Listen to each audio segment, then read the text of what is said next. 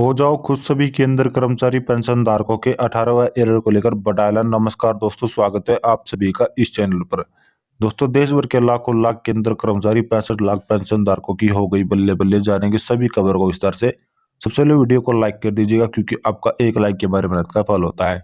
साथ ही चैनल पर पहली बार विजिट किया तो नीचे ब्लैक कलर के बटन को दबाकर चैनल को सब्सक्राइब अवश्य कर ले, क्योंकि ये चैनल आपको सटीक तथ्यों के साथ कर्मचारी पेंशन धारक, भूतपूर्व सैनिक व भूतपूर्व जवानों से जुड़ी जानकारी प्रोवाइड कराता है। तो चलिए दोस्तों, बिना देर न किए जान लेते हैं आज की सभी खबरों को विस्तार से। तो चलो खबरों का सिलसिला शुरू कर देते हैं। चलिए बड़ी खबर की बात करते हैं। केंद्र कर्मचारी लंबे समय से महंगाई भत्ते में बढ़ोतरी का इंतजार कर रहे हैं। दरअसल केंद्र सरकार मार्च महीने में बढ़े महंगाई भत्ते को मंजूरी देने वाली है, जिसका अप्रैल महीने में भुगतान किया जाएगा या फिर मार्च महीने में भी किया जा सकता है, लेकिन महंगाई भत्ते को 1 जनवरी 2024 से लागू माना जाएगा। आइए जानते हैं पूरी खबर। महंगाई भत्ते को लेकर आखिरकार क्या निकलकर सामने आई है। केंद्र कर्मचारी के लिए मार्च का महीना जबरदस्त रहने वाला है। मार्च में सरकार जनवरी फरवरी 2024 से लागू होने वाले महंगाई भत्ते को मंजूरी देने वाली है। वही मार्च में ऐलान के बाद अप्रैल महीने की सैलरी में इसका भुगतान भी किया जाएगा। उम्मीद है कि मार्च में अगर जल्द ऐलान दिया जाएगा तो इस मार्च में इसका भुगतान भी किया जा सकता है। उम्मीद की जा रही है कि होली से पहले सरकार महंगाई भत्ते में बढ़ोतरी को मंजूरी दे देगी। अगर ऐसा होता है, केंद्र कर्मचारी को न महीने का पैसा भी एक मुक्त मिलेगा, मतलब जनवरी से मार्च 2024 का एरियर भी उन्हें मिलेगा। इसके अलावा अप्रैल का डे भी मिलेगा, लेकिन एक एरियर की तरह वो आई जानते हैं।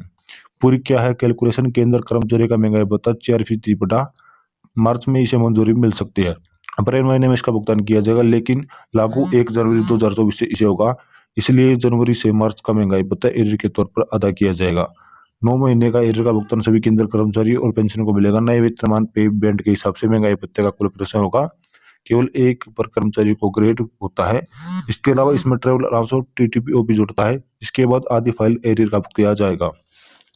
पेमेंट तय करता कि सैलरी फैशन में कमीशन के तहत केंद्र कर्मचारी की सैलरी को लेवल 1 से लेवल 18 तक अलग ग्रेड में बांटा गया है।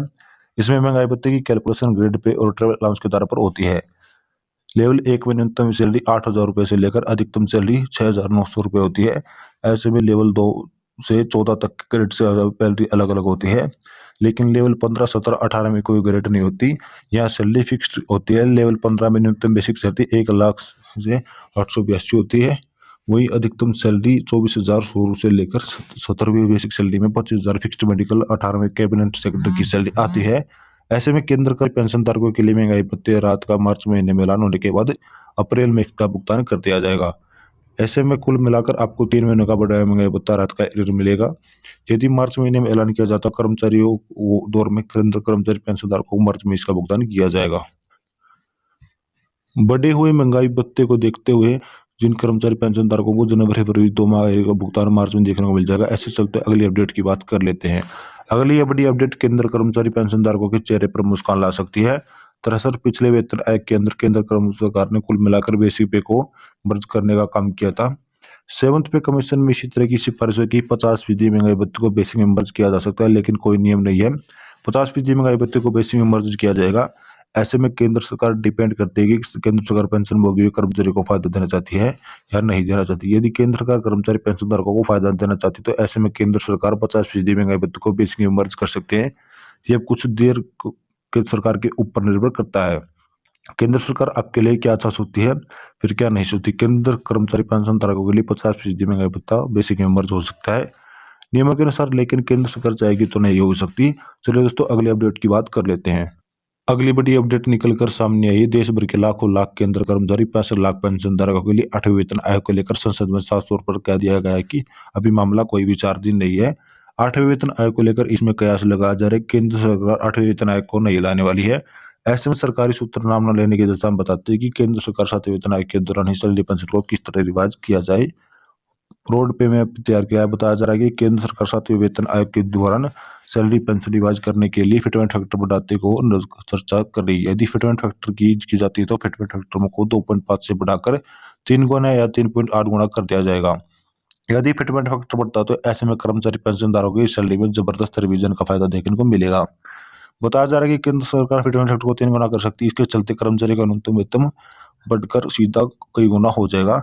इसमें बेसिक मर्ज में 3,000 रुपए तक का इजाफा देखने को मिल जाएगा। यदि केंद्र सरकार फिटमेंट एक्ट को 3.4 गुना का बदल करती है, इसके चलते कर्मचारी का न्यूनतम वेतन बढ़कर कई गुना प्रति माह हो जाएगा, जो 8,000 रुपये बढ़ोतरी का वादा देखने को मिल जाएगा। चलिए दोस्तों, अगली बड़ी अपडेट की बात कर लेते हैं।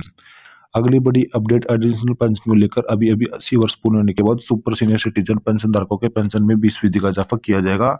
बेसिक में लेकर केंद्र सरकार ने इस पेंशन का आज तेजी से शुरू करेगी। केंद्र सरकार ने पूरी फाइल तैयार करके एडिशनल पेंशन की आयु सीमा में बदलाव किया। वित्त मंत्रालय के पास सौंपा दिया है। वित्त मंत्रालय की मंजूरी का इंतजार किया जा रहा है। एक बार फिर वित्त मंत्रालय ने मंजूरी दी कि केंद्र सरकार नियम में संशोधन करके आपको बड़ा फायदा दे। दरअसल संसदीय समिति ने केंद्र सरकार के सामने 2 सिफारिशें रखी थी, जिसमें अलग अलग मांग रखी गई है। केंद्र सरकार जो नियम अभी का 80 वर्ष की उम्र में एडिशनल पेंशन शुरू करती है, उसकी आयु सीमा को घटाकर 60 वर्ष या 65 वर्ष करे। केंद्र सरकार 65 वर्ष की आयु से पेंशन बढ़ोतरी शुरू कर सके। इसके साथ साथ केंद्र सरकार ने मांग की है कि केंद्र सरकार 65 वर्ष की आयु से पेंशन में प्रत्येक वर्ष 10% की बढ़ोतरी करे। यदि ऐसा नहीं होगा तो केंद्र सरकार को हर 5 साल के अंतराल में 5%, 10% और 15% की बढ़ोतरी को लागू कराया जाएगा। केंद्र सरकार उत्तराखंड सरकार की तरह अपने पेंशन धारकों को फायदा देती है। तो दोस्तों, हम आशा करते हैं कि आपको हमारी जानकारी पसंद आएगी, तो वीडियो को लाइक करें, शेयर करें तथा चैनल को सब्सक्राइब जरूर करें। धन्यवाद।